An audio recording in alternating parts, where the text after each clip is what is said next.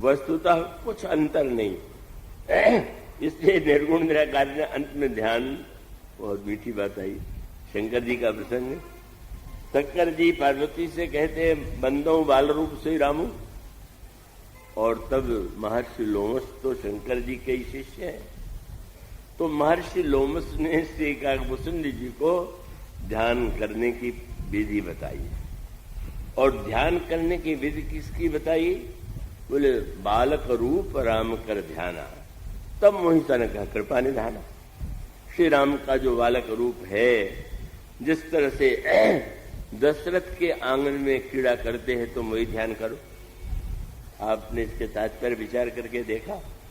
ये नहीं कि वेदांत और भक्ति और निर्गुण और सगुण परस्पर विरोधी है। वस्तु तो लगता है, लेकिन अंत तो स्पष्ट हो जाता है कि ज्ञान और भक्ति जो है, जैसे आपका हृदय और मस्तिष्क का एक दूसरे का विरोधी होता है क्या? आपके शरीर में मस्तिष्क होना ठीक होना चाहिए, हृदय ठीक होना चाहिए। भाई दोनों तो बनावट दोनों की अलग अलग। मस्तिष्क की रचना अगर देखें तो अलग प्रकार की है, और हृदय की बनावट अलग प्रकार की है, लेकिन दोनों ही तो इसके एक पूरक है।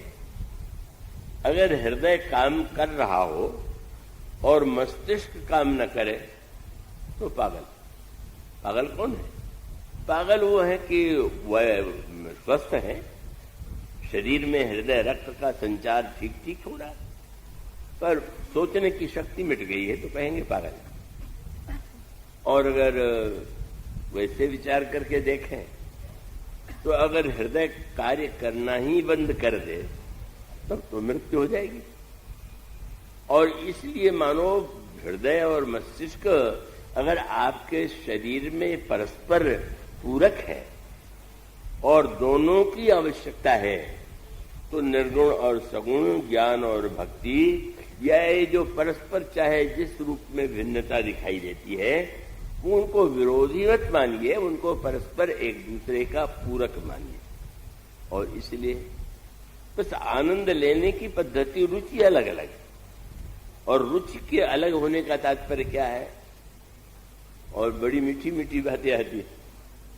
दीक्षा तो लिया लोमस जी से, लेकिन जब प्रभु का श्री अवध में प्राकट्य हुआ तो उस समय भगवान शिव की शक्ति जो थी वो देवी सती थी। भगवान शंकर को लगा कि अगर मैं सती जी से कहूंगा कि ब्रह्म का जन्म हुआ है तो यहां तो तर्क वितर्क और विरोध ही प्रारंभ हो जाएगा, आनंद कैसे आवेगा? किसको साथ लिया? वर्णन आता है, ये भुसुंडी जी को उन्होंने बुलवाया, चलोगे मेरे साथ? बस यही सामंजस्य, भगवान शंकर के साथ भुसुंड जी। और वो कहते हैं, स्वयं वर्णन करते हैं, काग भुसुंडी संग हम दो, और मनुष्य रूप जानहि नहीं को, परमानंद प्रेम सुख फूले, बीठिन फिरहि मगन मन फूले, यह शुभ चरित जान पै सोई, कृपा राम की जा पर हो। मान लीजिए मिट्टी के बर्तन में कोई वही पदार्थ पीने को मिल रहा है, चांदी का बर्तन हो, सोने का बर्तन हो, तो बर्तन की भिन्नता से पीने का पदार्थ यदि एक ही है तो फिर उसका क्या अर्थ? मानो इतना दोनों को आनंद आया, और आनंद आने के बाद बहुत सुंदर गीतावली में गोस्वामी जी प्रसंग करते हैं, इतने से संतोष नहीं हुआ। अभी भीतर तो महल में जा नहीं सकते, वहां तो स्त्रियां ही केवल जा रही हैं जहां जन्म हुआ है। अब जब श्री राम बड़े हो गए तो गीतावली रामायण पढ़ी है, उसमें गोस्वामी जी कहते हैं अब दोनों क्या करते हैं कि दोनों जो है, अरे भाई चलो बन गए ज्योतिषी। ये ज्योतिष शास्त्र बड़ा आकर्षक है। एक व्यक्ति ने तो कहा कि हमें बैठने की जगह न मिले तो मैं हस्तरेखा देखने लगता हूं, और लोग जगह खाली कर देते हैं कि हमारा भी हाथ देख लीजिए। तो बोले भाई अब भीतर पहुंच करके राम का दर्शन करने का सबसे बढ़िया उपाय यही है कि आओ ज्योतिषी बन जाए, और मैं बन जाऊंगा बूढ़ा ज्योतिषी और तुम जवान, या इस तरह से शिष्य के रूप में तुम चलना। और गोस्वामी जी कहते हैं दोनों जो है, दोनों के तत्वतः विचार का तात्विक रूप में एक होते हुए भी अलग अलग है। और अब क्या वो पद्धति, मानो एक ऐसा रूप दे दिया गया कि अयोध्या के महल में कैसे प्रवेश मिलेगा और राम की हस्त रेखा देखने का क्या उपाय है। तो वो सीधा उपाय यही था कि अयोध्या महल की जो दासियां थीं उनके घर में बिना निमंत्रण के बोल गए और बच्चों का हाथ देख करके ऐसा फल बताने लगे कि शोर मच गया कि बड़े भारी ज्योतिषी आए हुए। ऐसे ज्योतिषी तो कभी और थे ही नहीं यहाँ पर। और वो स्वाभाविक था कि दासियां जाकर के कौशल्या अम्मा से कहती हैं, अवध आज आगमी एक आयो, आज अयोध्या में कैसा है? बोले बूढ़ो बड़ो प्रामाणिक ब्राह्मण, वृद्ध हैं बड़े प्रामाणिक। नाम क्या है? बोले शंकर नाम सुनायो। शंकर जी ने रूप तो बदल दिया पर नाम नहीं बदला। क्यों? बोले प्रभु ने भी अवतार लेने में रूप बदल दिया, नाम तो नहीं बदला ना।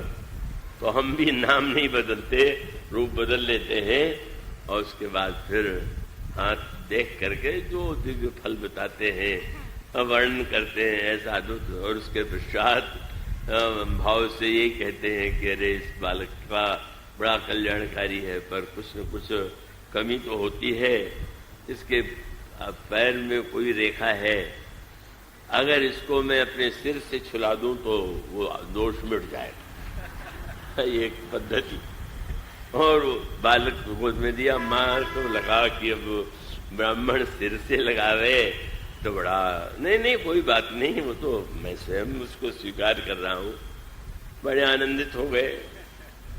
लेकिन उसके बाद अब दोनों में गुरु शिष्य में भेद दिखाई पड़ा। मनोरस की पद्धति जो है वो अलग अलग। तत्व तो एक ही है, बालक रूप राम कर ध्यान, पर बालक रूप से अर्थ लेना, उसका रस लेना, उसकी पद्धति अलग है।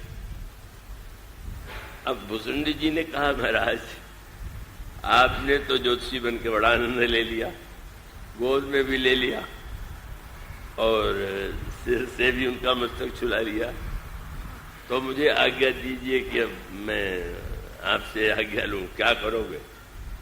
बोले अब मैं ये न ज्योतिषी बनूंगा न ब्राह्मण बनूंगा, कौवे रहूंगा और कौवा बन करके इस बालक के साथ खेलूंगा। यही पद्धति का खेल। वो ज्योतिषी बन करके आनंद ले रहे हैं, पर भुसुंडी जी अंत में कहते हैं वो बालक रूप जो राम का ध्यान है, राम वही है, चाहे वो बालक हो, चाहे किशोर हो, चाहे युवा हो, पर वो रस तो आनंद अलग अलग आता है। और आनंद आता है तो एक ने ज्योतिषी बनकर के आनंद लिया, हनुमान जी के रूप में जन्म लेकर के आनंद लिया, बंदर बन करके नाच कूद करके उनको रिझाया, और दूसरा जो था वो कौवा ही बन गया। मनुष्य बनने में बड़ा घाटा रहा। क्या आपने तो गोद लिया, पर मैं तो देख ही पाया, कौवा बनना अच्छा रहेगा। अब अर्थ यही, आनंद लेने की आपकी अपनी पद्धति है। आप मंदिर में अपने देवता को किस रंग का कपड़ा पहनाते हैं, वो आपके आंखों की मांग है, वो ईश्वर के लिए संबंधित हो रही है कि क्या भोग लगाते हैं। अब भोग जो लगाते हो वो तो आप अपनी रुचि का लगाते, भगवान को अर्पित करेंगे, इसीलिए वो बात भूलती नहीं। गोरख गीता पे गोरखपुर में एक महात्मा थे और वो महात्मा बड़े भावुक थे, निरंतर भगवान राम का ध्यान करते थे, रघु रोग रहा करते, इसलिए रघु महाराज उनको कहते थे। और वो नित्य भोग लगाते थे, तो महात्मा के रूप में भी दर्शनार्थी और प्रसाद लेने के लिए लोग आते थे। लेकिन प्रसाद क्या लगेगा वो अलग अलग दिन वो बताते थे।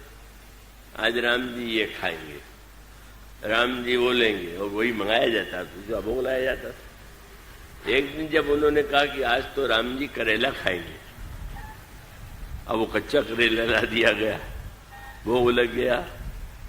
और जब बांटने लगे तो लोग कहने लगे महाराज प्रसाद का तो एक कण ही बहुत होता है, उसको सिर माथे चढ़ाएंगे। तो हम लोगों को तो हलवे वाला प्रसाद चाहिए, वो करेले वाला प्रसाद तो अच्छा नहीं लगेगा। लेकिन कभी कभी कड़वा फल भी देता है जीवन में, कभी मीठा फल भी देता है। अब आप भक्त होंगे तो करेले को भी उतना स्वाद लेकर के खाएंगे। तो मानो आनंद लेने के लिए तो हम अपनी रुचि का प्रयोग करते हैं, पर वो रुचि का प्रयोग वो आपके सदा अनुकूल नहीं होता। आप ऐसा ग्रंथ लिखा ही नहीं गया कि जो वेदांत की दृष्टि से भी इतना निगूढ़ हो और भक्ति भावना की दृष्टि से भी इतना रसमय हो, इतना रहस्यमय।